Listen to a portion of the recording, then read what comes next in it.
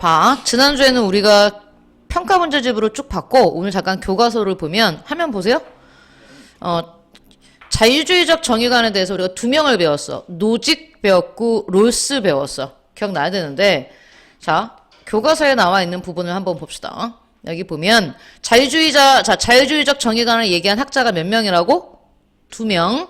노직이랑 롤스. 차이점은, 공통점은 둘 다 자유주의자라는 공통점이 있지만, 차이점은 노직 같은 경우는 국가가 최소한의 간섭만 하고 나머지는 모두 개인의 자유에게 맡기라고 한 게 노직이에요. 반면에 롤스 같은 경우는 복지를 위해서 세금을 더 걷어서 최소 수혜자들에게 혜택이 돌아가게 하는 게 그게 정의라고 말했죠. 여기 보면 이제 먼저 로직이 나와. 로직은 여기 이게 제일 중요한 부분이기 때문에 이렇게 교과서에 네모가 쳐 있겠지. 자유주의적 정의관은 원칙적으로 국가가 소득 재분배라는 건 말 그대로 소득이 많은 사람들한테 세금을 많이 걷어서 가난한 사람들한테 다시 주는 거. 그걸 소득 재분배라고 합니다. 오늘날의 말로는 복지라고 말해. 복지. 그러면 소득 재분배를 위해 조세 정책이나 조세는 세금이랬어.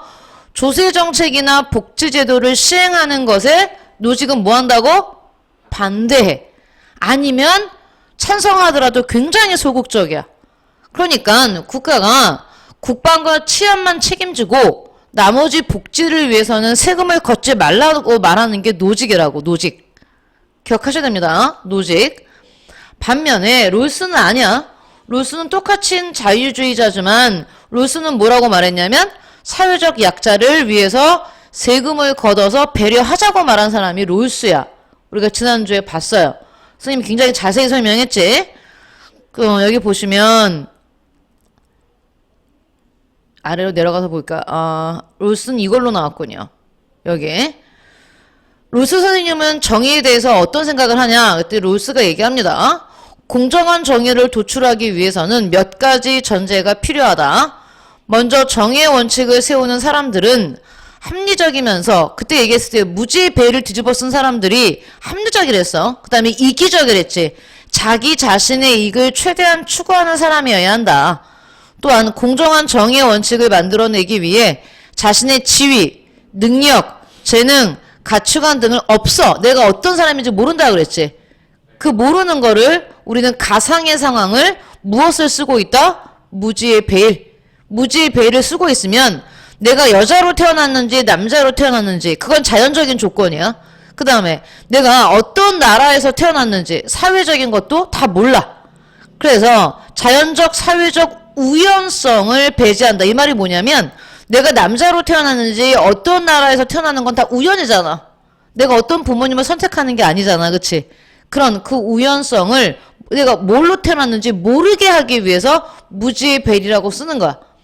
그러면 사람들이 무지의 배를 쓰고 있어서 내가 어떤 상황인지는 모르지만 바보는 아니야. 이기적인 사람 여기 자신의 이익을 최대한 추구하는 사람이고 그 다음에 계산할 수 있는 합리적인 사람이야. 그래서 자기 자신을 위해서 선택을 할 거란 얘기야. 그러면 이렇게 되면 그래야만 규칙을 정하는 사람들에게 유리하게, 즉 자기 자신에게 유리하게 규칙이 정해지지 않고 가장 불리한 상황에 있는 사람이 누군데? 힘들게 태어난 사람들. 그런 사람들 우리는 다른 말로 다시 뭐라고 표현해? 최소수혜자라고 표현한단 말이야.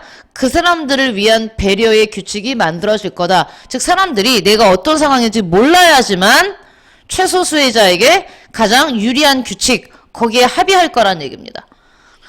무지의 배의를 전제로 한다면 규칙을 만드는 사람이 최소수혜자가, 즉 자기 자신이 최소수혜자가 될 수도 있기 때문에 최소수혜자를 배려한 그러한 규칙이 만들어질 수 있겠네요. 이제 이렇게 말을 하죠.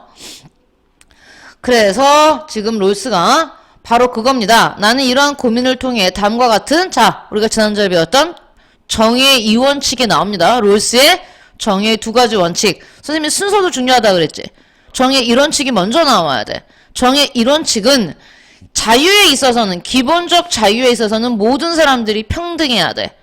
그 기본적인 자유라는 건 뭐 정치에 참여할 수 있는 자유라든지 신체의 자유라든지 내 직업 선택의 자유라든지 이런 자유가 기본적인 자유야. 그런 기본적인 자유는 평등한다. 누구에게나 평등하다. 두 번째, 정의 2원칙이 사회 경제적 불평등은 다음과 같은 두 가지 조건이 충족될 때 허용된다. 이 말이 뭐냐면 사회적으로 경제적으로 모든 사람이 똑같을 수는 없다. 그걸 똑같다고 얘기한다면 그건 사회주의자고 공산주의자예요. 근데 롤스는 자유주의자잖아. 그러니까 경제적으로 뭐 할 수 있다는 얘기야? 불평등할 수 있다는 얘기야. 누구는 잘 살고 누구는 못 살 수도 있대. 그런데 그 전에 이렇게 불평등하려면 두 가지 조건이 있어야 되는데, 즉 불평등할 땐 불평등하더라도 최소 수혜자에게 우선적으로 최대의 이익을 보장하도록 이루어져야 한다. 즉 그 사회에서 가장 적게 가지고 태어난 사람들한테 많은 이익이 갈 수 있도록 보장한 다음에, 그런 다음에 뭐 하자고? 불평등하라는 얘기야. 그게 차등의 원칙이에요. 다음으로 공정한 기회균등의 원칙에 따라 모든 사람에게 개방된 정책이나 직위와 결부되도록 배정돼야 된다. 이게 기회균등의 원칙인데, 이 차등의 원칙을 쉽게 설명하면 선생님이 지난주에 얘기했잖아. 자, 자유주의자이기 때문에 어떤 사람이, 자 만약에 봐봐, 우리가 축구 경기를 통해서 돈을, 아니 그 부를 배분한다고 쳐봐. 그럼 축구를 잘하면 잘할수록 월급을 많이 주는 거야. 연봉을. 롤스도 거기에는 당연히 인정해. 그럼 축구를 잘하는 사람은 어떻겠어? 연봉이 많으니까 잘 살겠지. 반면에 축구를 못하는 사람은 연봉이 적으니까 못 살 거야. 그런데 그걸 인정하는데 롤스는 그런 걸 인정해. 자유주의자이기 때문에 자기 능력과 노력에 따라 누구는 잘 살 수도 있고 못 살 수도 있어. 그런데 태어날 때부터 다리가 불편한 사람이 있어. 이 사람은 축구를 잘하겠니? 못하겠니? 못하겠지. 그럼 이런 사람들은 최소 수혜자란 말이야. 그럼 이런 사람들이 굶지 않도록, 이 사람은 아예 축구를 못하기 때문에 아예 월급을 받을 수 없어. 하지만 그런 사람들한테도 이 사람이 최소한의 생활을 할 수 있을 만큼 국가가, 그럼 그 국가는 무슨 돈으로 그런 사람한테 먹고 살 수 있게 해주냐? 축구 잘하는 사람들 연봉을 많이 받으면 세금을 좀 많이 내는 거야. 그런 사람한테 세금을 걷어서 최소 수혜자도 적어도 굶어 죽지 않고 살 수 있게 해주고 난 다음에 뭐 하라는 얘기야? 불평등을 인정한다는 뜻이야. 그게 차등의 원칙이야. 말은 되게 쉬운데, 내용은 쉬운데 말을 어렵게 했어요. 우리가 해서 지난주에 이 자유주의자 2명을 배웠어. 기억나? 그러면 자, 우리 문제집 133페이지 한번 봐봐요. 133페이지에 자, 1-1번 문제 한번 봅시다. 1-1번 문제. 자유주의적 정의관의 토대가 되는 사상과 설명을 옳게 연결하시오. 자, 효연아, 여기 이건 뭘까? 국가나 사회보다 개인을 우선시한다. 이건 자유주의일까? 개인주의일까? 개인주의. 그러면 니은은 개인의 자율성을 우선적 가치로 한다. 이건? 자유주의. 확실해요? 네. 자, 2-1번 봐봐. 옳은 거. 자유주의적 정의관은 자유주의와 개인주의를 토대로 인간의 존엄성과 가치를 땡땡땡으로 규정했다. 자유주의적 정의관은 위에서 봤던 자유주의와 개인주의를 토대로 했는데 그 중에서 인간의 존엄성과 가치를 상대적 가치로 규정했을까요? 절대적 가치로 규정했을까요? 아니면 뜻을 모르면 물어보세요. 여기 봐봐요. 절대적과 상대적의 차이는, 절대적은 말 그대로 절대적이라는 건 어떤 것보다도 그게 먼저라는 뜻이야. 상대적은 어떨 때는 그게 먼저일 수 있는데 아닐 수도 있는 거야. 그런데 자유주의적 정의관은 위에서 봤던 이 개인주의와 자유주의 두 개를 토대로 해서 이게 절대적이라는 얘기가 아니라 이게 인간의 존엄성과 가치가 절대적이라고. 그러면 인간의 존엄성과 가치가 절대적이기 때문에 인간의 존엄성과 가치보다 더 높은 건 없다고. 알겠어? 헷갈리지? 다 같은 말 같아서. 게다가 자유주의적 정의관은 개인의 생명권, 이게 인권이야. 인간의 가치. 인권과 마찬가지로 모두 절대적이라고 표현해서 소유권. 효연아, 개인의 소유권도 절대적이라고 말했다고. 그래서 선생님이 지난주에 뭐라고 했어? 여기 효연이 네가 땅을 갖고 있어. 근데 국가가 여기다가 도로를 내고 싶어. 근데 자유주의적 정의관에 의하면 이 재산은 절대적인 거지. 그래, 현이 네가 허락을 안 하면 국가는 너 땅을 통과하는 도로를 만들 수 있다 그랬어, 없다 그랬어? 없어. 재산권은 절대적이야. 그러니까 국가가 네 땅을 통과하는 도로를 만들면 훨씬 더 많은 사람들한테 이득이 된다 하더라도 네가 허락하지 않으면 도로를 이렇게 낼 수 없어. 돌아가야 돼. 이게 자유주의적 정의관이야. 근데 이건 근대를 했죠, 선생님이. 근대인은 이랬다고. 근데 현대는 복지국가 시대를 했지. 그래서 지금은 이게 아무리 네 땅이 하더라도 국가가 도로를 내겠다고 하면 너는 이 땅을 내놔야 돼. 그게 근대와 현대의 차이점이랬잖아. 잊지 마. 자유주의적 정의관은 절대적이야. 거기다 하나 써봐. 인간의 존엄성과 가치도 절대적이지만 모두 절대적이야? 소유권. 생명과 같다 그랬어. 개인의 소유권이. 누가? 자유주의자들이. 써놨어? 여기다가 인간의 존엄과 가치 위에다가 모두 소유권도. 그것도 절대적이다. 이렇게 나와야 돼. 자, 그 다음에 자유주의자 중에 2명 중에 2번은 누가 나오고 있어? 노직이 나오지. 노직 동그라미 쳐봐. 노직은 개인의 자유권과 소유권을 나왔네. 드디어 소유권. 개인의 자유권과 소유권을 제약하지 않도록 국가 권력을 어떻게 한다 주장했어? 최소화시켜야 한다. 최소화시켜야 한다고 주장했다. 거기다가 써놔. 근대라고. 물론 근대의 자유주의적 정의관이 유행했었죠. 자, 그 다음에 여기 1-2 해보세요. 1-2랑 2-2 옆에 있는 거. 자, 오늘은 공동체주의죠. 공동체주의적 정의관입니다. 공동체주의적 정의관은 개인의 자아 정체성, 좋은 삶, 이것은 혼자 사는 게 아니기 때문에 공동체의 역사와 전통을 공유하는 가운데 만들어진대. 즉, 내 자신이 좋은 삶은 나 혼자 잘 먹고 잘 사는 게 아니라 공동체의 역사와 전통을 공유하는 가운데 그 좋은 삶, 그 다음에 내가 누구인가, 자아 정체성은요, 나는 누구인가거든? 내가 누구인가는 그렇게 만들어진대. 개인과 공동체는 따로따로 떨어져 있는 게 아니라 상호 유기적 관계라는 건 서로 연관을 맺고 있다는 뜻이야. 그러니까 이 공동체주의는 나라는 개인보다는 내가 속해 있는 그 공동체, 그게 어떤 사회이고 국가면 그걸 강조하는 게 바로 공동체주의적 정의관이에요. 역사와 전통 좋습니다. 너무 중요한 표현이야. 공동체주의자가 진짜 강조하는 게 자기가 속해 있는 사회의 뭐와 뭘 강조해? 역사와 전통. 강조합니다. 자, 그러면 공동체주의의 정의관이라는 게 뭐냐면 이런 공동체주의자들은 정의에 대해서 어떻게 생각하느냐 이거야. 아까 자유주의자들은 어떤 게 정의라고 그랬어? 개인의 소유권과 자유권을 절대적 가치로 인정하는 게 정의라고 그랬지. 그러면 공동체주의는 뭐가 정의라고 보는지 보자는 얘기야. 이 사람들은 공동체의 가치와 미덕, 즉 그 공동체는 국가를 생각하면 돼. 국가. 우리나라라면 우리나라 사람, 우리 조상들이 생각했던 그 가치와 미덕, 일본이라면 일본인들이 생각하는 가치와 미덕, 그것을 고려해서 분배 방식을 결정하고 개인은 공동체 안에서 책임 있는 역할을 해야 한다. 공동체 안에서 개인은 책임 있는 역할을 하고 분배를 할 때도 그 공동체의 가치와 미덕을 고려해서 분배하니까 이건 공동체마다 분배 방식이 달라질 수 있다. 이건 상대적인 거야. 아까 위에서 말하는 거랑 달라. 자유주의자들은 개인의 소유권과 자유권이 절대적이라고 그랬지. 절대적이라는 건 어디에 가서도 바뀌지 않는다는 얘기야. 근데 얘네들을 보면 공동체의 가치와 미덕을 고려해서 분배 방식을 결정한다는 얘기는 분배 방식이 공동체에 따라 달라질 수 있다는 뜻이야. 왜요? 공동체마다 역사가 다르고 전통이 다를 테니까요.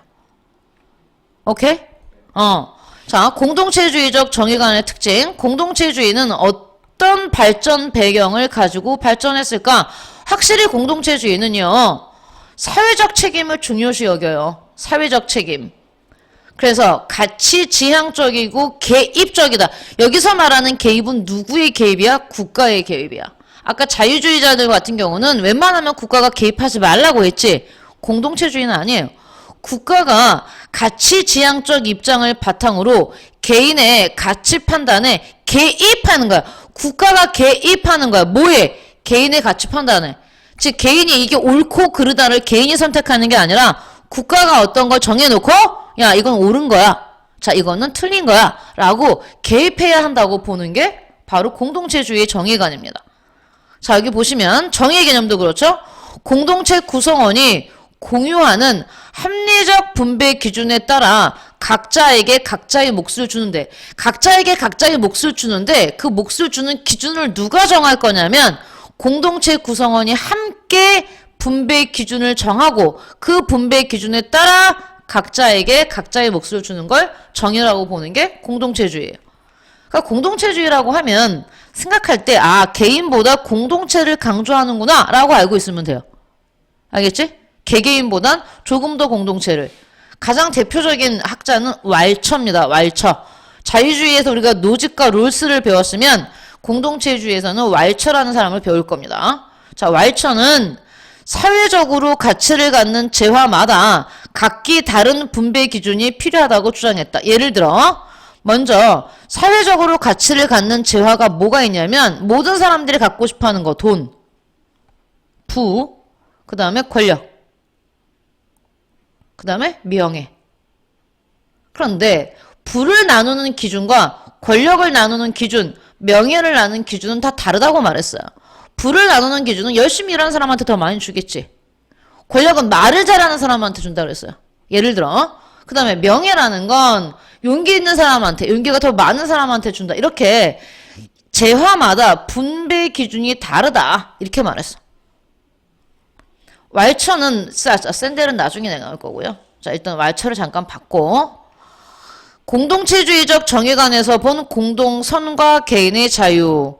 공동선과 개인의 자유. 공동체주의는 개인이 혼자 사는 게 아니기 때문에 함께 산다라는 생각. 그게 연대의식이야. 연대의식을 가지고 사회 문제를 해결하고 내가 스스로 자발적으로 나서서 사회를 위해 봉사하고 사회를 위해서 희생하는 게 그게 바로 뭐다? 공동선이다. 공동의 선. 그리고 국가는 아까도 말했지만 국가는 개입주의야. 자유주의랑 달라. 얘네는 개입해야 한다고 봤어. 국가가 누구에게? 개인에게 뭘 알려주는 거야? 국가란 존재는 개인에게 야 이게 옳은 거야. 이게 공동체의 미덕이야 라는 걸 제시하고 권장하게 개입해야 돼요.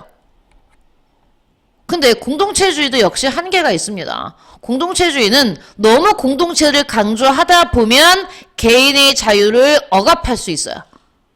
그리고 우리가 지난주에 배웠던 연고주의 배웠어. 연고주의는 내가 이거 그랬지? 혈연, 학연, 지연. 같은 가족이냐? 같은 학교 나왔냐? 같은 동네 출신이냐? 이거. 그런 연고주의 등으로 인해 불평등한 분배를 할 수 있고 또 너무 공동체를 강조하다 보면 공동체의 목표를 위해 인류의 보편적 가치 못하는 개인의 생명 같은 거지. 개인의 자유, 개인의 생명, 개인의 재산 이런 것들을 위협할 우려도 있다. 그러니까 공동체주의든 자유주의든 다 한계가 있어. 그래서 선생님이 지난주에도 얘기했지만 뭐가 더 올바르다는 게 아니라 공동체주의랑 자유주의를 잘 조화시켜야 돼. 응? 오케이. 이해 안 가는 말 있으면 질문하세요. 여기 봐봐. 공동체주의적 정의관에서 정의란 지배계층이 정한 분배 기준에 따라 각자의 몫을 주는 거야? 아니면 사회 모든 구성원이 동의한 분배 기준에 따라 각자의 몫을 주는 거야? 모든 구성원이지. 지배계층이 정하는 게 아니라 여기서 보면 이게 틀렸어요. 지배계층이라고 하면 안 되고 사회 모든 구성원이야. 고쳐놔. 사회의 모든 구성원. 그래서 틀렸고 다음 공동체주의적 정의관에서는 사회 구성원인 개인이 정의로운 사회와 좋은 삶을 위해 자 개인들이 뭘 가져야 한다고? 네모의 연대의식. 연대라는 건 손을 잡는 거야. 함께 하는 거야. 그러니까 어때요? 맞아요? 틀려? 맞죠? 옆에 3-2 볼게. 공동체주의적 정의관에 따르면 땡땡이란 공동체 구성원 사이에, 이 공동체 구성원이 사회 모든 구성원을 말하는 거야? 이 사람들이 공유하고 있는 합리적 분배 기준에 따라 각자의 몫을 주는 것이다. 맞아, 틀려? 맞는데, 땡땡은 뭐야, 이게? 이게 바로 뭐야? 정의죠. 오케이. 잘했어요. 이게 공동체주의자가 생각하는 바로 정의입니다. 그래서 우리가 문제를 볼 건데, 혹시 이 사진 봐봐. 이 그림, 처음 봐? 본 적 있어? 이 뭐야? 어떤 사건을 보여주는 그림이야? 유명한 사건이야. 들라크루아라는 학과가 그린 민중을 이끄는 자유의 여신은 프랑스 혁명, 프랑스 대혁명, 여기 지금 프랑스 깃발을 들고 있는 거거든? 프랑스 대혁명이라고. 선생님, 지난주에 얘기했는데, 그러면 프랑스 대혁명이, 혁명이 일어나기 이전에 프랑스 사회, 혁명을 통해서 뭐가 없어졌다고 그랬지, 선생님이? 자, 선생님이 지난주에도 얘기했지? 시민혁명이라는 사건이 있어. 시민혁명 이전은 신분제가 있었던 사회야. 그 다음에 시민혁명으로 신분제가 폐지돼서, 선생님이 이때부터 근대라고 그랬어. 근대. 신분제가 있었던 시대는 근대 이전, 전근대. 꼭 기억해. 즉, 전근대냐, 근대냐를 나누는 사건이 바로 뭐야? 그 시민혁명 중에서 가장 대표적인 혁명이 뭐야? 프랑스 대혁명이야. 프랑스 대혁명. 근대와 전근대의 기준이야. 알겠지? 그러면 혁명이라고 하면 혁명의 뜻이 뭔지는 알아? 그 운동은? 운동. 3.1 운동이라고 그래? 3.1 혁명이라고 그래? 자, 우리나라에 4.19 혁명이라고 그래? 4.19 운동이라고 그래? 오케이. 그럼 분명히 차이가 있을 거 아니야.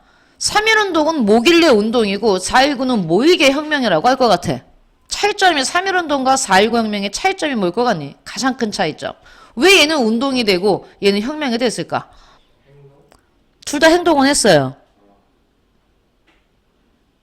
행동하는 이유는 뭐 하기 위해서 행동해? 혜연아? 바꾸려고. 자, 즉 성공하려고 해? 실패하려고 해? 자, 그거야. 뭐는 성공했고 뭐는 실패했을까? 3.1 운동은 성공했다고? 그래서 우리나라 독립했어요? 1919년에 우리가 3.1 운동 벌여서 일본으로부터 해방됐어요? 자, 3.1 운동 성공했어요? 실패했어요? 실패했어요. 4.19 혁명에서 이승만을 몰아내려고 했는데 이승만 몰아내고 새로운 정부가 들어섰죠. 그래서 이건 성공했습니다. 역사적 사건에서 실패한 사건은 운동이에요. 성공해야지 뭐라고 불러? 혁명. 자, 프랑스 혁명 성공했을까요? 실패했을까요? 성공했으니까 뭐라고 불러? 뭐에 성공했는데? 신분제를 뭐 했어? 폐지시켰잖아. 만약에 못했으면 프랑스 혁명 아니야. 시민혁명 아니야. 시민 운동이지. 그 무슨 역사적 사건에서 네가 땡땡 운동 하자. 동학농민 운동이지. 동학농민 혁명 아니잖아. 동학농민 운동 실패했어. 그래서 동학농민 운동이야. 알겠니? 그러니까 우리가 역사를 무수히 배우면서 얘는 성공했구나. 그럼 프랑스 대혁명 써놓으세요. 1번 그림 옆에다가 프랑스 대혁명은 가장 대표적인 시민혁명이고 시민혁명은 무엇을 폐지시키는 데 성공했다? 써놔. 신분제 폐지에 성공한 거기 때문에 프랑스 대혁명이라고 합니다. 그러면 문제는 그걸 물어보면 그건 역사고 여기서 물어보는 건 다음 그림의 배경이 된 사건, 즉 프랑스 대혁명을 일으킨 사람들에 대한 설명이야. 시민들이 일으켜서 시민혁명이야. 그럼 이 사람들은 자, 정답이 뭘까요? 그래, 그래서 이건 근대 시민혁명이기 때문에 근대 시민혁명을 일으킨 사람들은 개인주의와 자유주의를 바탕으로 시민혁명을 일으켰다. 그래서 3번이죠. 인간의 고유한 가치나 존재의를 강조했다. 자, 다음. 나머지는 숙제를 해야 할 거고 선생님이랑 할 거는 3번 볼게요. 3번. 빈칸에 들어갈 내용으로 적절하지 않은 것은 그랬어. 자유주의적 정의관에서는 개인이 자유롭게 이익을 추구하면 답 써보세요. 자, 자유주의적 정의관에서는 개인이 자유롭게 이익을 추구하면 다 좋아져. 국가의 부도 증진되고, 공동선도 실현되고, 풍요로움도 더 확대되고, 개개인의 욕구 충족도 당연히 되지. 당연히 국가 권력의 확대는 아니죠. 자, 그러니까 자유주의적 정의관에서는 개인이 자유롭게 이익을 추구하면 다 좋아진다고 했는데 현실적으로는 그랬어, 안 그랬어? 안 그래서 현대가 나온 거야. 현대가 등장하는 거야. 자, 이제 롤스를 한번 해볼게요. 6번 문제 한번 해보세요. 밑줄 친 기억, 미음 중 내용이 옳은 것만 고르는 거니까 나머지 4개는 틀렸다는 얘기입니다. 롤스입니다. 기억은 틀렸지? 어디가 틀렸어? 기억. 자신의 이익을 최소화하고. 그 자신의 이익은 최대한 추구해야 되지? 그래서 최소를 최대로 고치세요? 그래서 틀렸고. 정의 원칙을 세우는 사람은 합리적인 건 맞는데 자신의 이익을 최대한 추구해야 된다. 그 다음에 자신의 사회적 지위, 능력, 재능, 가치관 등을 몰라야 되지. 니은이 틀린 건 알 수 있는 상태가 아니라 모르는 상태가 돼야 돼. 모르는 상태. 그 모르는 상태, 즉 무지의 배를 전제로 해야 된다. 그러니까 여기서 이게 디귿이 그쵸. 정답이 디귿 무지의 배를 전제로 해야 한다만 디귿이 이것만 맞죠. 그쵸? 다음에 그러니까 정답 3번 맞아요. 규칙을 정하는 사람에게 유리하도록 정해주고 그래야만 규칙을 정하는 사람이 자신이 어떤 상황인지 모르기 때문에 규칙을 정하는 사람한테 유리한 게 아니라 고쳐야지. 최소 수혜자. 최소 수혜자에게 유리하게 규칙이 정해지고 그 다음에 미음 가장 불리한 상황에 있는 최대 수혜자가 아니라 최소 수혜자라고 바꿔야지. 가장 불리한 상황에 있는 사람이 어떻게 최대 수혜자겠습니까? 최소 수혜자. 잘했어요? 그래서 정답은 3번 되는 겁니다. 자, 7번 해보세요. 7번. 자, 롤스의 정의의 원칙이니까 롤스의 정의의 제1원칙. 개인의 기본적 자유에 있어서는 다 평등해야 되지. 오케이. 그 다음에 2원칙. 사회 경제적 불평등은 다음과 같은 두 가지 전제 조건이 충족될 때 불평등이 허용되는데 먼저 최소 수혜자에게 우선적으로 최대 이익. 오케이. 그래서 3번. 잘했어요. 그 다음에 공동체주의 문제 한번 풀어봅시다. 공동체주의 10번? 10번 해보세요. 자, 이게 공동체주의 자체지. 개인의 자아 정체성은 자신이 속한 공동체와 무관하게 이루어지는 것이 아니라 공동체의 역사와 전통 공유하는 가운데 형성된다. 이게 공동체주의인데 그러면 공동체주의는 기억. 인간은 국가나 사회 이전에 개인으로 존재한다. 아니지. 인간은 국가나 사회 이전에 개인으로 존재하는 게 아니라 국가나 사회 속에서 존재한다고 말하는 게 공동체주의죠. 만약에 인간이 국가나 사회 이전에 개인으로 존재한다는 얘기는 개인을 강조하는 건데, 국가는 개인의 가치 판단에 개입하지 않는다. 아니지. 공동체주의는 개입주의를 했죠. 개입주의. 개인은 연대의식을 가지고 사회 문제 해결해야 되고, 오케이. 개인의 권리나 의무는 자신이 속한, 아까 스님이 그랬잖아. 공동체주의는 상대적이다. 그래서 공동체가 어떤 공동체에 따라서 달라질 수 있다 그랬죠. 그러니까 개인의 권리나 의무가 절대적인 게 아니라 내가 속한 공동체가 어떤 공동체에 따라서 달라질 수 있다. 오케이? 이 문장 봐봐. 이 문장 이해해야 돼. 인간이 국가나 사회 이전에 개인으로 존재한다는 얘기는 국가나 사회가 있기 이전에 개인이 먼저 있었다는 뜻이야. 국가나 사회보다 개인이 먼저 존재했어. 그러니까 뭐가 더 중요하겠어? 개인이 중요하겠어? 국가가 중요하겠어? 국가나 사회 이전에 개인이 먼저 존재했는데? 개인. 그래서 이거는 개인주의야. 허연아. 네. 자, 내려올게요. 쭉 내려와서 어떤 문제를 해볼까요? 자, 밑줄 친 현상을 해결하기 위해 대놓고 말했어요. 문제가 공동체주의적 정의관의 입장에서 알겠지? 공동체주의적 정의관의 입장에서 제시할 수 있는 방안을 물어본 겁니다. 젠트리피케이션은 낙후된 도심 지역이 재개발되면 고급 상업 주거 지역이 형성되면서 다시 번성하는 현상이다. 근데 이 과정에서 임대료가 오르면 원래 그 지역에 살던 사람들이 높아진 임대료를 감당하기 어려워 쫓겨나는 현상이야. 그 현상도 젠트리피케이션에 포함되는데 여기 봐봐. 저기 홍대 거리가 굉장히 오래된 거리였는데 이 홍대 거리가 이제 뭐 건물들이 낡고 그랬었단 말이야. 근데 그 낡은 건물에 그러니까 건물이 낡고 오래됐으니까 임대료가 쌌어요. 저렴했단 말이야. 근데 여기에 이제 뭐 젊은 사람들이 청년들이 돈이 이렇게 많지 않은 애들이 가서 이제 좀 예쁘게 좀 꾸미고 특색 있는 가게들을 만들면서 사람들이 많이 오게 됐어. 이 홍대 거리에. 그래서 좀 번성된 거야. 그랬더니 이 건물 주인들이 이 건물 여기 사람들이 많이 오고 손님들이 많이 오니까 장사가 되겠네 싶어서 여기서 싼 임대료에서 장사하고 있었던 이런 청년들이나 그런 사람들을 쫓아내고 건물을 막 위로 올린 거야. 거친 건물로. 그러면 원래부터 이 거리를 살아나게 만들었던 사람들은 다 쫓겨났어요. 그리고 고층 건물을 올린 다음에 대부분 뭐가 들어왔냐면 대기업에서 운영하는 체인점들 있지. 왜냐면 파리바게뜨 이런 것도 다 대기업이 운영하는 그런, 그러니까 그냥 여기는 그냥 이름 없는 빵집들이 있었는데 다 없어졌어. 그러니까 젠트리피케이션에 들어간단 말이야. 여기. 그러면 이 문제를 해결하기 위해서 공동체주의적 정의관의 입장에서 제시할 수 있는 방법이 아닌 걸 묻는 겁니다. 자, 그러면 지역 주민 간의 연고주의를 강화해야 된다. 일단 이게 답이겠네요. 일단 연고주의는 강화하면 안 되지. 건물주와 임차인이 서로 배려하며 양보해야 된다. 그쵸? 건물주와 임차인이 지역의 구성원으로서 연대의식을 가지면 뭐 하겠습니까? 양보하겠지. 건물주와 임차인이 자신만의 이익을 추구하는 태도를 버려야 되는 거지. 함께 살아가는 거니까 공동체주의는. 지역 주민들이 지역의 발전이라는 공동선을 실현하기 위해 그렇지. 자발적으로 노력. 이건 도덕 문제 같네요. 정답은 1번입니다. 자, 다음. 이거 밑줄 친 부분에 들어갈 내용으로 적절한 것. 그래서 축구, 농구 등 인기 스포츠 분야에서 유명한 프로농구 선수들은 프로 운동 선수들이 받는 연봉은 다른 노동자들에 비해 지나치게 높은 수준인 것 같아.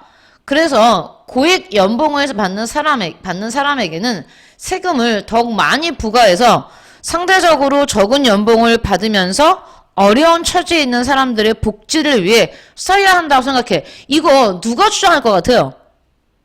우리가 배운 학자 중에.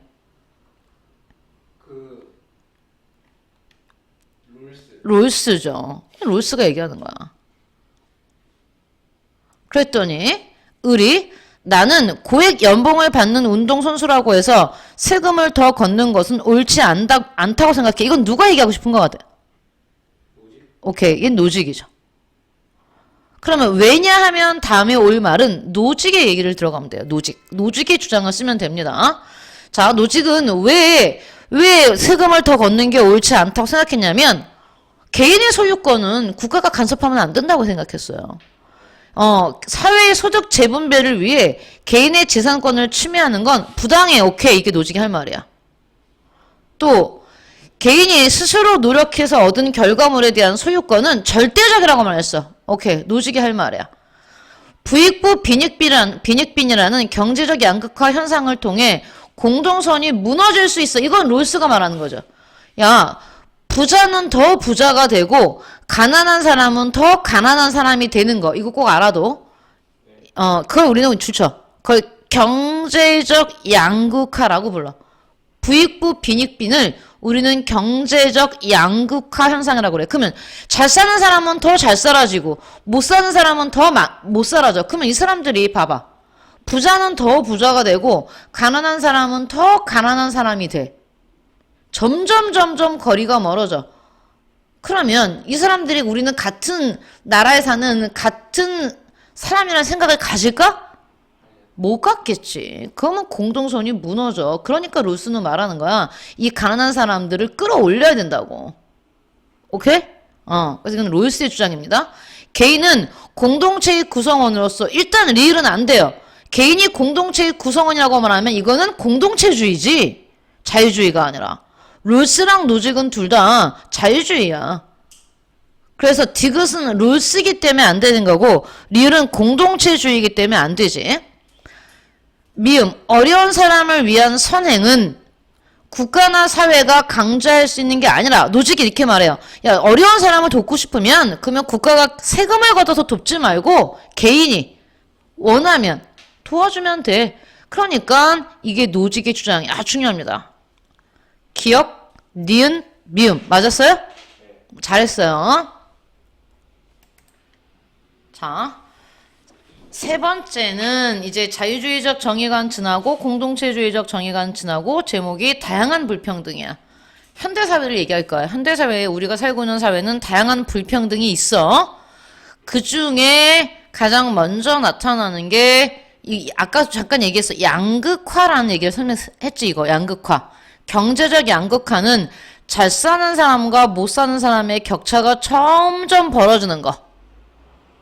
그러니까 예를 들어서 그 사회에서 가장 잘 사는 사람들이 뭐 재산이 이만큼 있다. 근데 가장 못 사는 사람들의 재산은 이만큼이다. 그런데 이게 1970년대는 이랬어? 근데 2000년대에 봤더니 가장 잘 사는 사람들의 부는 1000억인데 가장 못 사는 사람들은 자 이때가 100원이었다면 지금은 10원이다. 그러면 더 벌어졌지. 격차가. 그랬을 때 우리는 경제적 양극화 현상이 더 심해졌다 이렇게 해. 격차가 벌어지면 벌어질수록 그러면 이 양극화 앞에 아무거나 다 집어넣으면 돼. 경제적 양극화야 그러면 빈부격차가 커지는 거고 사회적 양극화가 심해졌다 그러면 이건 빈부격차 플러스 여러 가지를 다 들어가게 말하는 여기 나오는 거. 사회적 양극화는 양극화 앞에 경제 대신에 사회 계층을 집어넣으면 경제적 불평등도 심해지고 어떤 사회적인 어떤 불평등도 심해지고 어쨌든 점점 더 심해진 거야. 사회 계층의 양극화의 뜻은 자, 이 양극화 동그라미 쳐봐. 양극화는 뭐와 관련된 거야? 불평등. 양극화라고 말하면 불평등이야. 불평등. 그 양극화가 심해졌다 그러면 불평등이 더 심해졌다 이런 표현이야. 심해졌다. 그러면 뭐라고 여기 봐봐.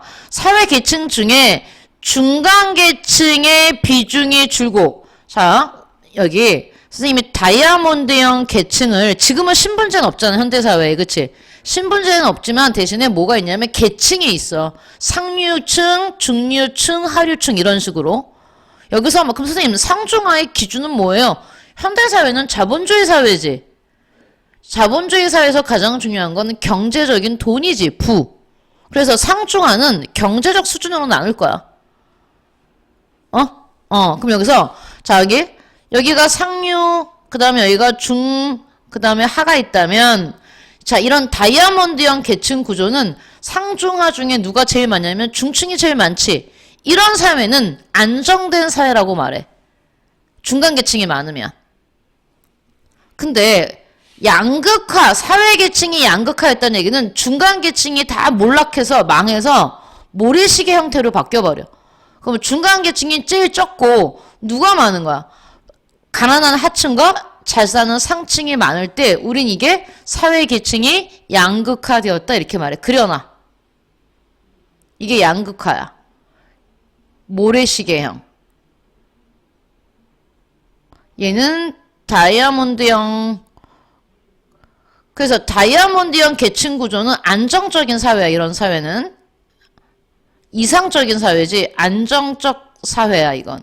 근데 양극화 모래시계형은 이건 불안정한 거지. 중간 계층이 다 줄어들었으니까.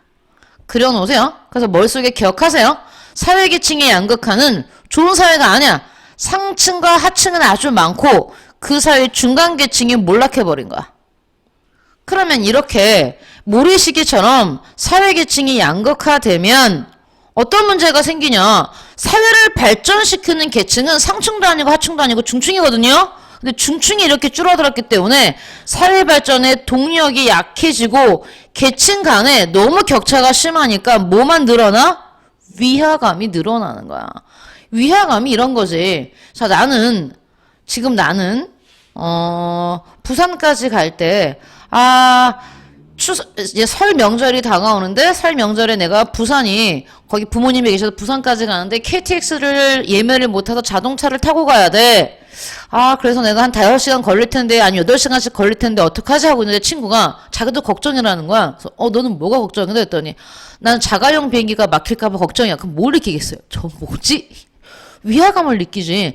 내가 이번에 새 차를 샀어. 와, 나 이번에 새 차를 샀어. 나 정말 좀 무리했어. 그래서 네 차가 얼마니? 해서 나 5천만 원 주고 정말 큰 무리해서 새 차를 샀어. 그랬더니 자기 옆에 있는 친구가 자기도 걱정이래. 뭐가? 했더니 나는 슈퍼카가 10대인데 20대를 늘릴 게 걱정이래. 그럼 뭐 느끼겠어요? 그치. 그러니까 격차가 심해지면 위화감이 더 커집니다. 자, 그 다음에 이 얘기 들어봤어요? 공간 불평등? 지금 우리가 하고 있는 게 우리 사회가 갖고 있는 다양한 불평등인데 그 중에서 계층화를 먼저 본 거야. 아니 양극화, 사회계층의 양극화. 두 번째가 공간 불평등이야. 공간 불평등은 지역 간의 불평등이야. 써놔. 공간 불평등은 뭘 말하는 거냐면 지역 간의 불평등. 그럼 여기 볼게. 자, 우리가 살고 있는 한국 사회는요, 선생님 이게 지금 남한이야. 선생님 지도를 이렇게 그렸어. 남한. 그 수도 서울이 여기 있어요. 수도 서울이 있고, 서울 다음에 옆에 붙어 있는 게 인천광역시가 있어요. 인천광역시. 가봤어요? 인천광역시? 그 다음에 서울특별시와 인천광역시를 둘러싸고 이렇게 있는 이 도가 경기도예요. 그럼 선생님 지금 세 군데 얘기했지? 경기도 플러스 서울특별시, 그 다음에 인천광역시. 이렇게 세 개. 우리 세 개를 합쳐서 뭐라고 부르는 줄 알아요? 경기도, 서울, 인천. 세 개를 합쳐서 수도권이라고 불러요. 자, 뭐라고 부른다고요? 들어봤어요, 수도권? 수도권이 어디를 합친 말이라고요? 인천광역시, 서울, 경기도. 서울특별시. 다시. 우리나라에서 수도권이라고 말하면 서울특별시, 인천광역시, 경기도. 거기 수도권이라고 불러. 그 다음에 우리나라 제2의 도시가 어딘지 아세요, 혹시? 부산입니다. 부산광역시예요. 부산광역시 옆에 바로 뭐가 있냐면 울산광역시가 있어요. 그래서 부산광역시, 울산광역시, 그 다음에 여기 이렇게 경상남도. 오케이? 여기를 우리는 우리나라의 남동 쪽이라고 해서 남동 혹은 경상남도와 부산 합쳐서 경부 이렇게 부르거든. 경부 지역? 경상남도와 부산이야. 근데 우리나라에서 이 경기도와 서울, 인천 합친 수도권이랑 부산과 울산, 그 다음에 경상남도 이 경부 라인 여기만 집중적으로 발전돼 있고 나머지 지역은 발전이 안 돼 있다는 뜻이야. 경기도 옆에 여기가 강원도야. 어디라고? 강원도. 그 다음에 이 아래가 경상북도. 그 다음에 여기 충청북도, 충청남도, 전라북도, 전라남도. 나머지 지역은 다 낙후돼 있다고. 그러니까 우리나라가 총 8개의 도가 있어. 8도야, 8도. 그러면 세어볼래? 경기도, 강원도, 충청북도, 충청남도, 경상북도, 경상남도, 전라북도, 전라남도. 9도네요. 제주까지. 그러면 이렇게 도가 9개나 있는데 경기와 부산 라인만 발전돼 있고 나머지 지역은 제대로 발전이 안 됐기 때문에 뭐라고 부르는 거야? 오케이. 이게 공간 불평등이야. 공간 불평등. 여기 봐봐. 우리나라의 양상. 지역 간 불평등. 여기 나왔지? 수도권에다가 쓰세요. 경기도 플러스 서울 플러스 인천. 이 수도권입니다. 그래서 우리나라는 특히 수도권과 비수도권, 수도권이 아닌 지역 간의 불평등 심각하고 또 우리나라는 뭐와 뭐도 차이가 심해? 도시와 농어촌 간의 불평등도 심각해요. 여기 보시면 우리나라 전체 인구의 50%가 어디에 있대 다. 게다가 우리나라의 90% 이상의 인구가 다 어디에 있대? 도시. 그냥 다 몰려 있는 거야. 그럼 인구만 몰려 있는 게 아니야, 현아. 인구가 몰려 있다는 얘기는 인구가 몰려 있으면 모든 기능도 다 몰려 있다는 뜻이야. 대학이 농촌에 있겠니? 도시에 있겠니? 대학병원이 농촌에 있겠니? 도시에 있겠니? 자, 멀티플렉스 같은 복합 쇼핑몰이 도시에 있겠니? 농촌에 있겠니? 그러니까 그 다음에 우리나라에서 가장 많은 대학들, 큰 대학들, 유명한 대학들이 수도권에 있겠니? 비수도권에 있겠니? 수도권에. 그치? 우리나라 모든 기능들이 다 수도권에 몰려있어. 알겠어? 이게 공간 불평등이야. 이해가죠? 그런데 이것도 있대. 도시 안에서도 도시 내부의 불평등이 있대. 도시 안에서도. 자, 만약에 여기 봐봐. 쌤, 이게 서울이야. 그러면 서울이라는 우리나라에서 가장 큰 대도시잖아요. 근데 서울 안에서도 부자들이 사는 부촌이 있고 가난한 사람들이 몰려 사는 가난한 빈촌이 있더라 이거야. 여기 보면 쪽방촌 들어봤어요? 쪽방촌?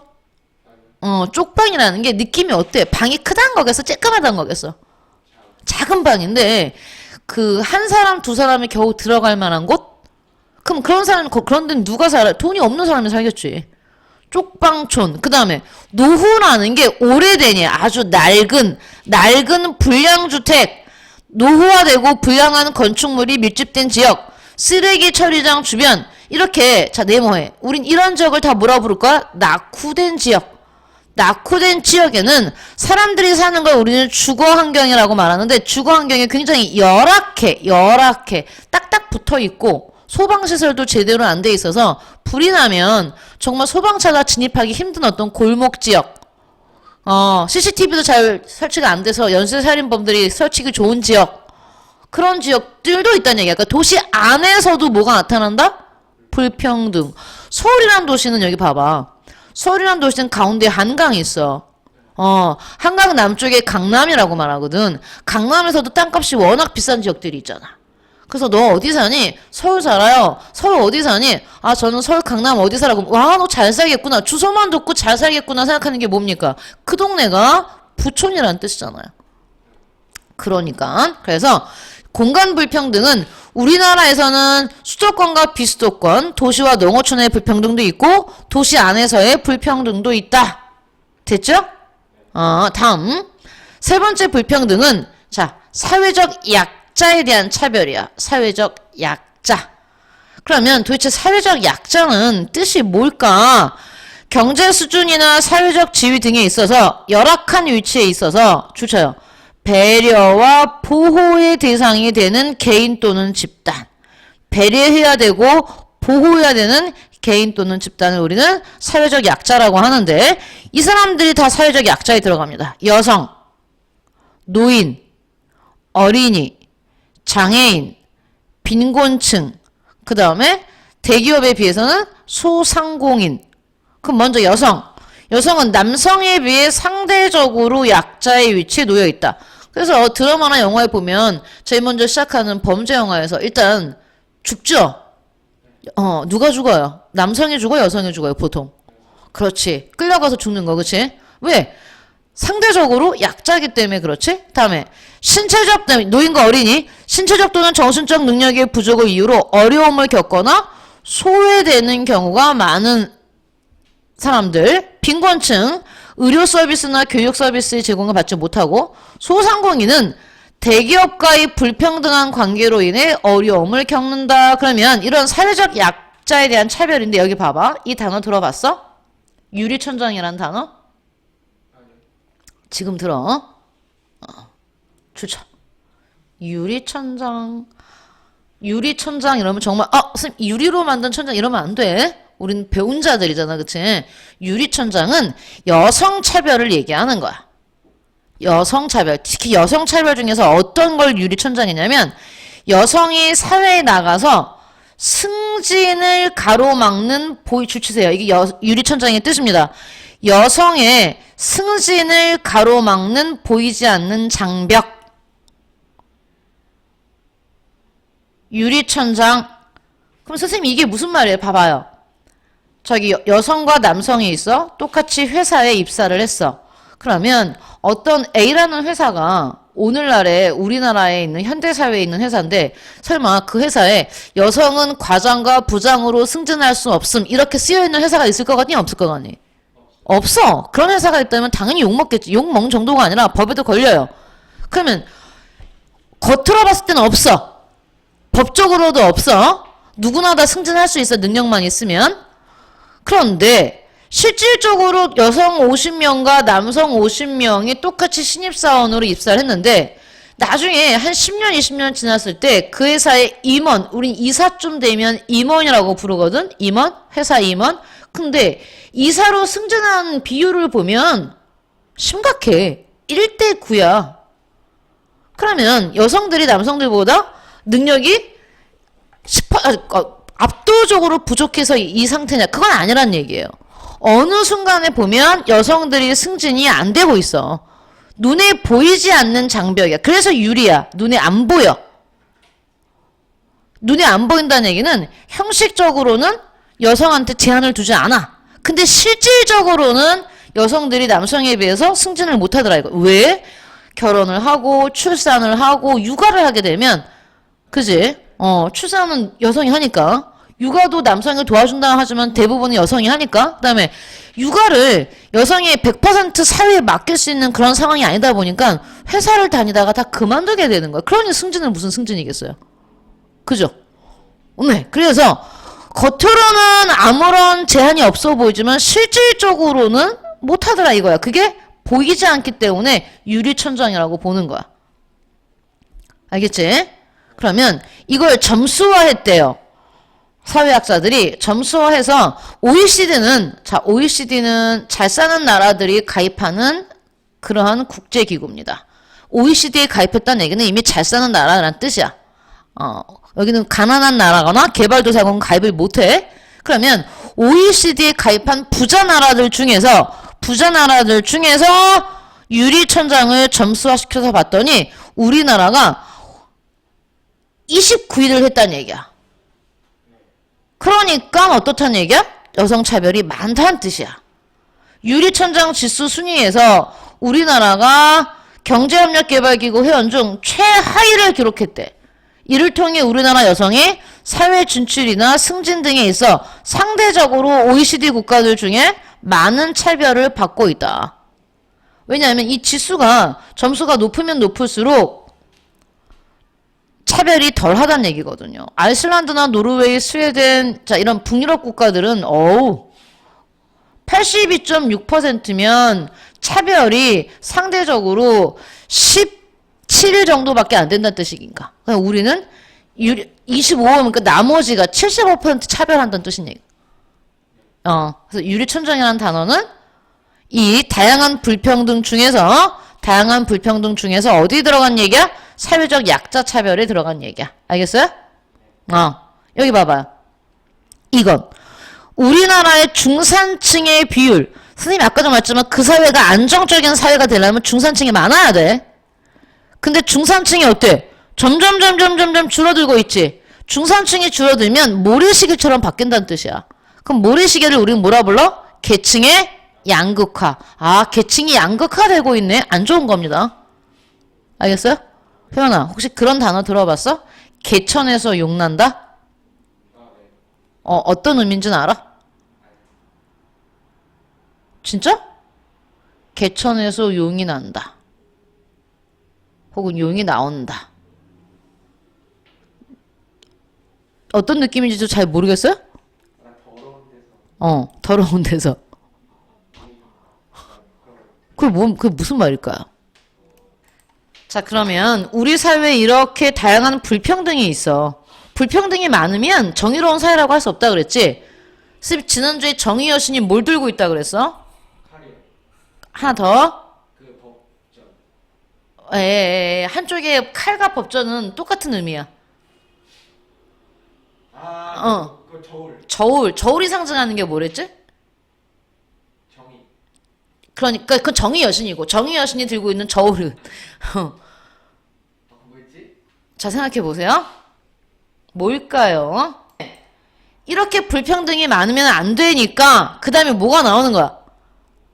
정의로운 사회. 정의로운 사회를 만들어야 돼. 이렇게 불평등하니까, 그치?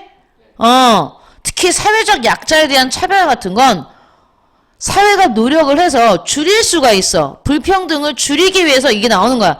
정의로운 사회. 정의로운 사회를 위해서 제도라는 걸 만든 거야, 사람들이. 불평등을 줄여서 평등한 사회를 만드는 게 정의로운 사회야. 알겠니? 정의로운 사회는 평등한 사회와 연결돼. 그래서 앞에서 불평등 얘기를 쭉 해준 다음에, 선생님, 갑자기 왜 불평등을 줄인 사회가 정의로운 사회야? 불평등이 줄어드는 사회가 정의로운 사회야. 그러면 정의로운 사회를 위해서 만든 제도 중에 가장 먼저 뭐가 나오고 있어? 자, 사회복지제도는 어떤 사회를 위해서 만든 거야? 정의로운 사회. 즉, 뭐가 줄어드는 사회? 오케이. 불평등이 줄어드는 사회를 위해서 만든 게 사회복지제도야. 기억하세요. 사회복지제도. 나왔죠? 사회복지제도는 어떤 역할을 해? 사회 계층의 양극화 현상을 줄여주는 거야. 심화는 심해지는 거고, 완화는 줄이는 거야. 사회 양극화 현상을 최대한 줄이겠다고. 뭘 통해서? 오케이. 그 다음에, 사회적 약자 같은 최소 수혜층을 보호하겠대. 뭘 통해서? 복지제도를 통해서.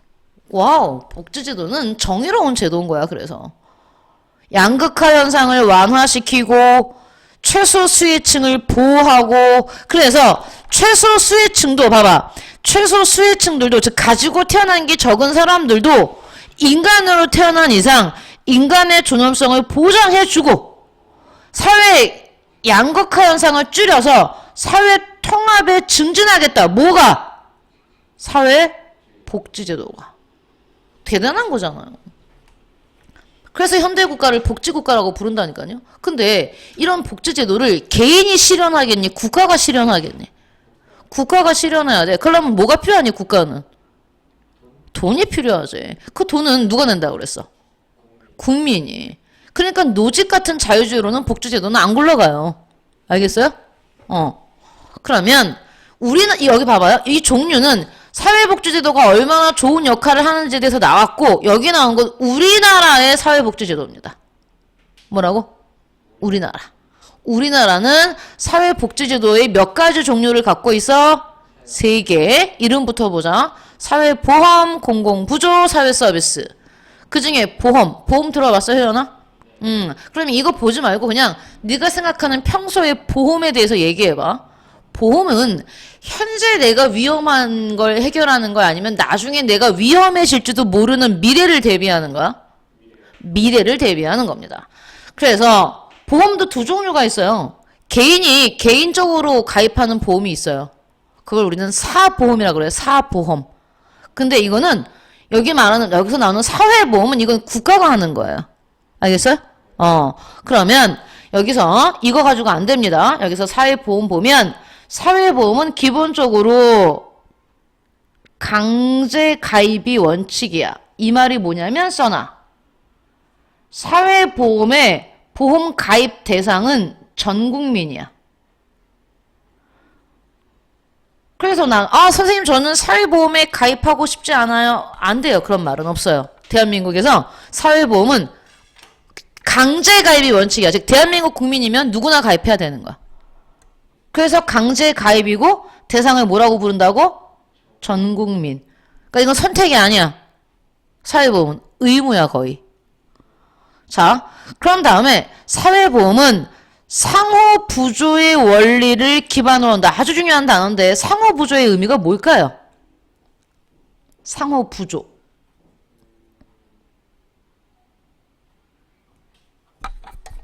상호부조에서 상호는요. 서로 부조, 도움을 주는 거야. 그러면 해석하면 뭐야? 상호부조는 서로 도와주는 거야. 누가 누구를 일방적으로 도와주는 게 아니라 서로 도와주는 거야. 그게 보험의 의미야. 자, 들어봐. 봐봐. 자, 사회보험의 종류 중에 되게 여러 가지가 있지만 우리나라에서 정말 잘 돼 있다고 말하는 게 국민건강보험이거든요. 들어봤어요? 국민건강보험? 국민건강보험은요. 일단 내가 회사를 다니잖아? 그러면 회사 다니는 사람이 회사 사장, 사용자, 그 다음에 회사 다니는 개인, 그 다음에 국가가 얼마씩 냅니다. 각각. 30%, 30%를 내요. 개인이 30% 내고, 국가가 30% 내고, 사용자가 30% 내. 그런 다음에, 그러면 국민건강보험료를 매달 낸단 말이야? 그러다가 내가 아프면 병원에 가면 혜택을 받아요. 그런데 어떤 사람은, 혜연아, 되게 자주 아픈 사람이 있고 평생 암에도 안 걸리고 건강한 사람이 있겠지, 그치? 그러면 나는 자주 병원에 자주 간단 말이야. 그럼 나는 건강보험의 혜택을 많이 받아. 하지만 선생님은 병원에 한 번도 안 갔어. 근데 보험료는 매달 냈단 말이야. 그러니까 건강한 사람들이 돈을 내서 건강하지 않은 사람들을 도와주는 거나 마찬가지야. 근데 너 건강을 장담할 수 있어? 선생님 전 죽을 때까지 암 걸릴 거야. 그럼 안 걸리니? 모르잖아. 그치? 내가 교통사고, 선생님 저는요, 한 번도 병원에 안 갔어요. 그래, 안 아플 수는 있는데, 교통사고가 날 수도 있겠지. 그럼 병원에 가야겠지. 그래서 이 보험이라는 건 내가 미래 어떻게 될지 모르잖아요. 서로가 서로를 도와주는 겁니다. 가난한 사람이 부자를 도와주고 부자가 가난한 사람을 도와주고 그러는 개념이 아니라 이게 전 국민이 가입하는 거기 때문에 전 국민은 서로가 서로를 도와주는 그러한 개념이기 때문에 상호 부조의 원리라고 말을 하는 거야. 이해가? 그럼 우리 효연이는 보험료를 나중에 매달 낼 텐데 회사를 다니든 장사를 하든 국민건강보험은 이건 의무예요. 그래서 무조건 보험료를 냅니다, 국가에. 그럼 선생님 저는 매달 보험료를 내고 자주 혜택을 보기 위해서 자주 아픈 게 낫겠니? 보험료는 내더라도 안 아픈 게 낫겠니? 그게 낫겠지, 그치? 우리나라는 암보험도 굉장히 잘 돼 있어요. 국민건강보험이 전국민 건강보험이기 때문에 잘 되어 있는 나라입니다. 다음. 그럼 선생님 보험료는 얼마나 내요? 누가 얼마나 내요? 그건 능력에 따라 내요. 여기 통합치입니다. 각자 능력에 따라 비용을 부담합니다.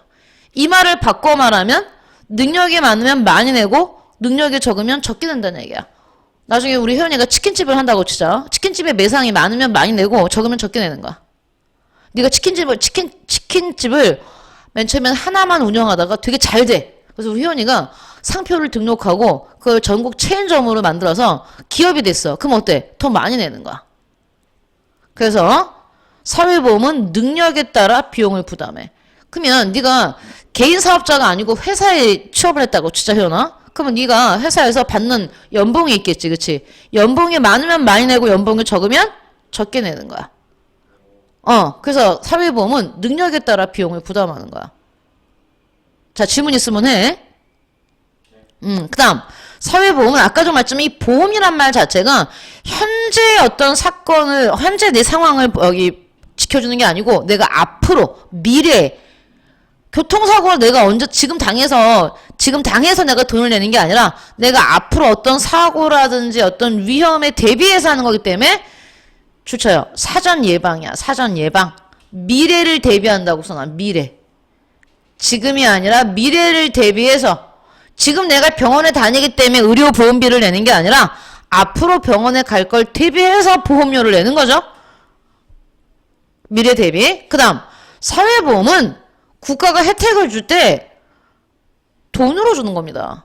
금전적으로 지원해줘. 우리가 병원에 갔을 때 병원비가 자세히 봐봐. 혹시 병원비 나온 거 보면 거기 개인 부담이 있고 국민건강보험 부담이 있어. 우리가 병원에 가면 감기로 단순하게 가면은 뭐 진료비가 한 4,000원, 5,000원 나오잖아요. 약값도 그 정도밖에 안 나오잖아요. 그게 국민건강보험, 즉 국민건강보험료에서 거의 반이 넘게 나옵니다. 그래서 그 정도 가격밖에 안 나오는 거야. 알겠어요? 금전적으로 지원해 주는 겁니다. 그러면 사회보험에는 뭐가 있을까? 네가 들어본 거 있으면 얘기해. 국민연금 들어봤어? 전국민 국민연금이야? 국민건강보험 들어봤어요? 고용보험은요? 회사에 다니면 네가 매달 받는 월급에서 다 띄어. 국민연금 얼마 띄고 국민건강보험 얼마 띄고 고용보험도 띄어. 그래서 만약에 우리 혜연이가 내가 한 달 월급이 100만 원이면 네가 받을 때는 88만 원을 받는 거야. 12만 원 어디 갔어요? 국민연금, 국민건강보험, 고용보험, 산업재해 보상보험 다 제하고 나와요, 월급이.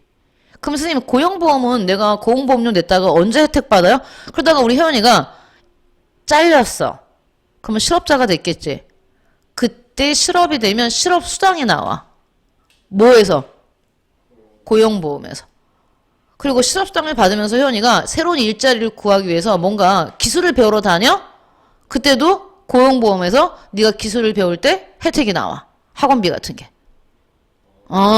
그 다음에 산업재해 보상보험은 네가 일을 하다가 다치거나 뭔가 그 사고를 당했어. 그러면 여기서 나와. 뭐가? 네 치료비도 나오고, 알겠지? 다쳐서 일이 못할 동안에 임금이 나오고. 그 다음에 국민연금은 네가 회사 다닐 때 쭉 내다가 은퇴해야지.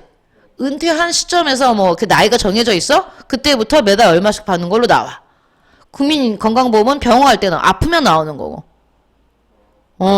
그래서 우리는 하나, 둘, 셋, 넷 더 있는데 뭐 일단 이 네 개를 써봐. 4대 보험이라고 불러. 4대 보험. 자, 뭐라고 부른다고? 4대 보험. 그래서 어떤 직장에 가면 우리 회사는 4대 보험이 다 적용돼요. 이렇게. 4대 보험.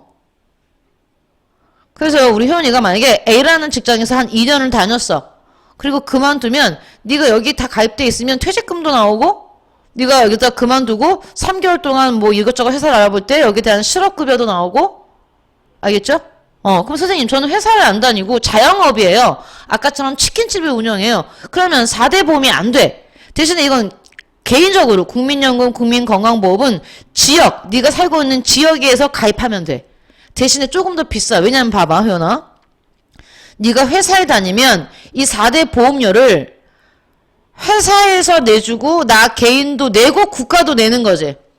그럼 보험료가 10만 원이면 얘네가 3대 3대 3으로 분배를 한단 말이야.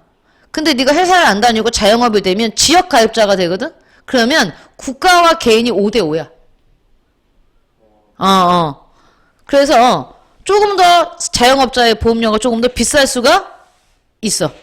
회사가 없으니까. 이해가? 하지만 전 국민이야. 이건 선택이 아니야. 그러면 이제 사회보험에 대한 얘기는 이해가지? 그럼 선생님 사회보험은 잘 살고 못 살고의 문제가 아니야, 효연아. 전 국민 의무가입이기 때문에. 재벌 아들도 의무가입이야. 알겠니? 너 우리나라가 어디까지가 의무교육이야? 고등학교는 선택이야, 효연아. 중학교까지가 의무교육이야. 초등학교, 중학교. 그러면 초등학교, 중학교 다 의무교육이기 때문에 뭐가 없니? 수업료가 없지? 없어. 그러면 거기에 초등학교 네가 입학했는데 효연이가 재벌 아들이라고 여기 너는 돈이 많으니까 수업료 내라고 해? 그러면 가난하든 못하든 다 똑같지? 그게 의무교육이거든? 이것도 마찬가지야. 사회보험도. 물론 비용 부담일 때는 능력에 따라 차이가 있지만 어쨌든 이건 전 국민이야. 그랬더니 어떤 애들이 물어. 선생님, 이건 보험료를 내야 되는데 보험료를 낼 수 없는 사람들이 있잖아요. 그런 사람도 강제적으로 의무 가입해야 됩니까? 그건 질문이 잘못됐지. 왜? 능력이 없는데 어떻게 해? 그런 사람들은 뭘 받아? 공공부조. 그래서 공공부조는 전 국민이 아니야. 생활 능력이 안 되는 국민이 대상이야. 알겠어? 혜연아? 여기 봐. 형광펜이 있으면 여기 줄 쳐줘야 돼서 가장 큰 차이점이야, 이게. 공공부조는 여기 생활 유지 능력이 없거나 아예 생활이 어려운 국민. 거기다가 이렇게 네모에 생활 유지 능력이 없거나 생활이 어려운 국민. 이 사람들만 대상이야. 대상이. 생활 유지 능력이 없거나 생활이 어려운 국민. 이 사람들이 대상이기 때문에 그러면 생활 유지 능력도 없고 생활 능력이 없는데 어려운데 보험료를 낼 수 있겠니 없겠니? 없기 때문에 공공부조는 국가가 100%야. 개인이 내는 게 아니야 이건. 개인이 낼 수 없는 사람들이 대상인데 낼 수 없는 사람들한테 내라고 말하는 건 폭력이지. 그지? 그래서 공공부조는 여기 보시면 뭐라고 나왔냐면 여긴 안 나왔지만 전 국민, 자 이거는 여기다가 써. 국가 또는 지방정부, 지방단체가 100% 부담해요. 개인이 부담하는 거 아니에요. 개인은 낼 수 없는 사람이기 때문에. 이해하십니까? 그러면 여기 대상이 생활유지 능력이 없거나 생활이 어려운 국민이야. 그러면 효연아, 국가가 이렇게 보고 있다가 우리 효연이는 10년 뒤에 생활유지 능력이 없어질 것 같으니까 지금부터 공공부조를 받아 이러겠니? 그건 불가능하지. 그러니까 이거는 일단 내가 생활유지 능력이 없어지고 난 다음에 주는 거지.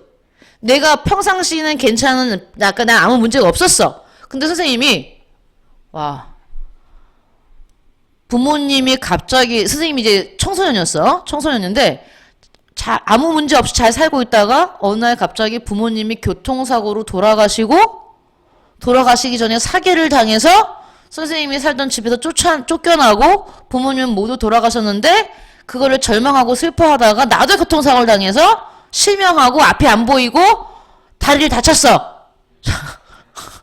그러면, 선생님 어제까지 괜찮았잖아, 그치? 근데 이게 일주일 만에 갑자기 내가 생활 유지 능력이 없어졌잖아.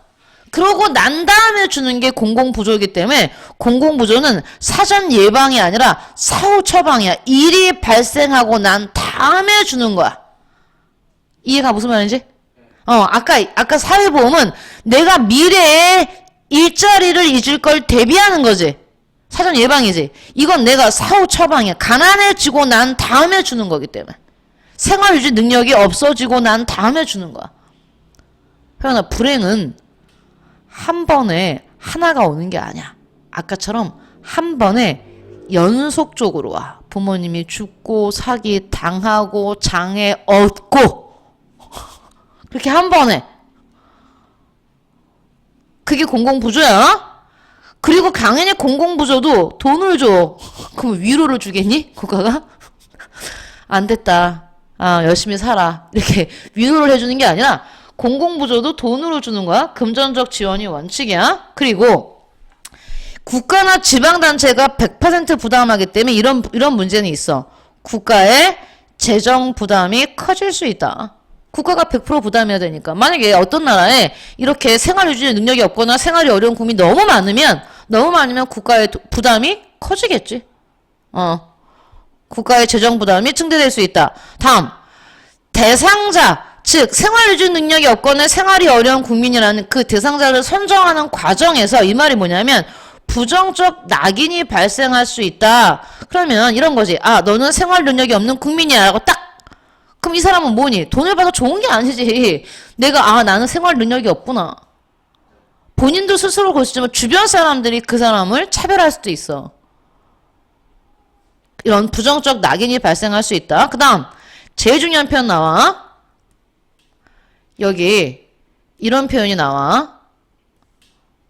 소득 재분배 효과가 상대적으로 크다. 일단 소득 재분배 효과가 뭔지 봐야 돼. 소득 재분배 효과는 이거지. 부자들한테 좀 걷어서 가난한 사람들한테 줘. 그럼 봐봐. 혜연아? 이 상태가 분배 전이야. 분배 전에는 이게 부자들의 부였고 이게 가난한 사람들의 재산이야. 근데 분배를 하고 나면 얘네 거를 좀 걷어서 얘네들한테 주는 거잖아요. 그래서 부자들은 이만큼 되고 이 사람들은 얘네들 걸 좀 받아와서 이렇게. 그럼 어때? 분배 전보다 분배 후에 격차가 줄어들었지? 이게 소득 재분배 효과야. 즉 사회보험은 아까 능력에 따라 비용 부담한다 그랬잖아. 그럼 부자들한테 더 많이 걷어서 좀 더 가난한 사람들을 똑같이 혜택을 볼 수 있게 하기 때문에 사회보험도 소득 재분배 효과가 있어. 근데 공공부조는 아예 가난한 사람들은 못 내지 않아. 돈을 아예 못 내지. 그러면 국가가 100% 한다는데 이 국가가 100% 부담할 수 있는 건 가난한 사람들이 아닌 부자들이 세금을 내기 때문이야. 생활 능력이 있는 국민들이 세금을 가지고 생활 능력이 없는 사람한테 주는 거란 말이야. 그러면 사회보험도 소득 재분배 효과가 있고 공공부조도 소득 재분배 효과가 있는데 얘에 비해서 공공부조가 훨씬 더 소득 재분배 효과가 크다는 뜻이야. 이해 가요? 진짜? 시험 너무 잘 나와. 뭐라고? 공공부조는 사회보험에 비해 소득 재분배 효과가 크다. 맞아요, 그 말은. 근데 이렇게 나와. 공공부조는 사회보험과 달리 소득 재분배 효과가 있다. 그럼 틀려요. 왜? 자, 방금 뭐랬어, 선생님이? 공공부조는 사회보험과 달리 소득 재분배 효과가 있다. 이 문장이 왜 틀렸어? 다시 공공부조는 사회보험과 달리 소득 재분배 효과가 있다. 이 문장 틀렸다고요. 왜 틀렸어요? 있다. 공공부조는 소득 재분배 효과가 없어요? 달리. 오케이. 달리가 틀린 거. 얘도 있잖아. 둘 다 있는데 달리라고 말하면 틀렸어. 그러니까 이 문장을 맞게 고치려면 공공부조는 사회보험보다 소득 재분배 효과가 크다. 이렇게 말해야지 맞는다고. 이해가? 그럼 얘네들의 공통점은 뭐야? 사회보험과 공공부조의 공통점. 소득 재분배. 오케이. 또 하나. 긍정적. 그렇죠. 돈으로 주는 거. 그 공통점입니다. 우리 효연이가 빠르군요. 공부를 안 해서 그렇지. 그치? 하면 되겠는데. 근데 그 얘기는 누구나 하는 게 아니라, 아니야. 이해 능력이 떨어지는 친구들도 있어요. 좋은 머리를 쓰세요. 그 금전적 원칙과 소득 재분배 효과가 있다는 건 공통점입니다. 얘는 완전 달라요. 사회 서비스. 얘는 독특한 애야. 얘는 말 그대로 서비스지. 돈으로 주는 게 아니야, 이거. 얘는 서비스를 주는 거야. 그래서 여기 나왔지. 비금전적 지원이야. 그럼 선생님 비금전이니까 돈이 아니니까 뭘 제공하는 거예요? 서비스를 제공하는 거야. 그럼 선생님, 자 여기 봐봐. 사회보험의 대상은 전국민, 공공부조의 대상은 생활유지 능력이 없는 국민. 그러면 사회 서비스의 대상은 누구예요? 써놔야 됩니다. 완전 중요합니다. 사회 서비스의 대상은 누구냐? 여기 써. 서비스가 필요한 국민.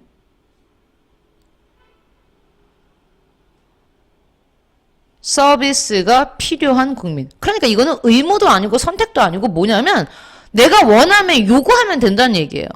서비스가 필요한 국민이 국가에 요구하면 제공한다는 얘기입니다. 그게 누구든. 여기도 잘 살고 못 살고가 없어 이건. 원하는 국민은 누구나야. 알겠어? 그러면 선생님 그러면 돈은요. 재정 부담은 누가 해요? 재정 부담은 능력과 탑니다. 능력에 따라 즉 돈이 많으면 많이 내고요. 적으면 적게 내고 없으면 안 내요. 그러니까 봐. 똑같은 서비스를 요구했는데 정말 요금 차이가 어마어마해. 아까 말했듯이 생활 능력이 없는 이 공공부조를 받는 국민도 서비스가 필요할 수 있지. 그럼 그 사람은 안 내. 공짜야. 근데 그 사람 공공부조를 받지 않는 사람이야. 생활 능력이 있어. 근데 생활 능력이 있는 사람들도 그 사람이 가지고 있는 부의 수준에 따라 내는 게 달라요. 그럼 선생님 부자들은 어마어마하게 많이 내나요? 그건 아니야. 왜냐하면 기본적으로 이거는 국가가 하는 복지제도이기 때문에 부자라고 해서 어마어마하게 많이 내지는 않아. 그러니까 예를 들어서 선생님이 아이가 어렸을 때 아이 돌보는 서비스를 선생님이 받은 적이 있어요. 아이 돌보미 서비스를. 그러면 선생님이 만약에 국가한테 사회 서비스가 아니라 개인적으로 아이를 돌봐주는 분을 이모님을 부를 수 있잖아. 그러면 한 달에 만약에 그 비용이 100만 원이다. 그러면 사회 서비스를 이용하잖아? 그러면 선생님이 아무리 부자라도 100만 원보다는 싸요. 왜냐면 이건 복지니까. 이해가? 대상은 서비스가 필요한 국민이고 부담은 능력에 따라라고 써주고요. 능력에 따라 부담하고요. 그 다음에 사회 서비스만의 가장 큰 특징 완전 중요해요. 여기 좋습니다. 민간 부분에 참여가 가능하다. 선생님 이거 국가가 하는 건데 그러니까 사회복지는 국가가 기본으로 하는 건데 이 서비스는 국가도 하지만 민간 부분도 내가 참여 예를 들어서 우리나라에 A라는 기업이 있다고 쳐봐. 여기 보세요. A라는 기업은 대기업이야. 근데 이 대기업이 여러 가지를 팔아. 근데 자기는 회사의 이미지를 높이기 위해서 좀 사회나 국가에 도움이 되고 싶어.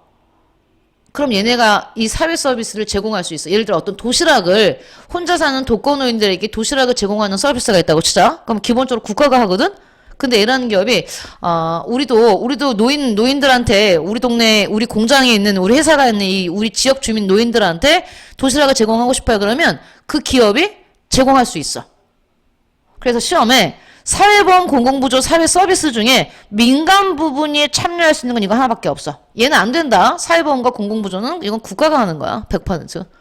알겠어? 근데 사회서비스만 누가? 민간 부분도 참여할 수 있다. 되게 중요해요. 그럼 여기서 보세요. 선생님이 안 한 거. 아까 사회보험의 종류에는 국민연금만 빼고 다 끝이 뭐로 끝나냐면 보험으로 끝나. 그래서 얘만 외워놔. 국민연금은 사회보험이야. 연금으로 안 끝났는데. 자, 그러면 공공부조는 어떻게 끝나? 급여, 주거급여, 교육급여, 의료급여 이렇게 끝나. 그리고 사회서비스는 이렇게 상담 서비스, 재활 서비스, 돌봄 서비스, 복지 서비스 이런 식으로 서비스로 끝나. 그러니까 국민연금은 보험으로 안 끝나지만 사회보험이야. 그 다음에 하나 더 있어. 여기 공공부조는 다 급여로 끝나는데 급여로 안 끝나고 기초연금으로 끝나는 게 하나 있어. 그래서 기초연금은 공공부조야. 국민연금은 사회보험이고. 근데 기초연금 써놔. 기초연금은 공공부조인데 어떤 걸 우리는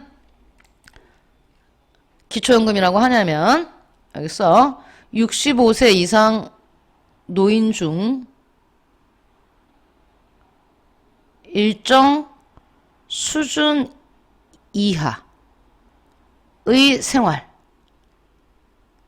능력. 즉 생활 능력이 일정 수준, 국가가 정한 수준 이하 아래에 있는 노인들한테 주는 게 기초연금이야. 그러니까 모든 노인한테 주는 게 아니라 가난한 노인한테 준다는 뜻이야. 그래서 공공부조야. 선생님 다음 주에 좀 더 할 거야. 오늘 일단 여기까지 할게요. 숙제는 137페이지까지.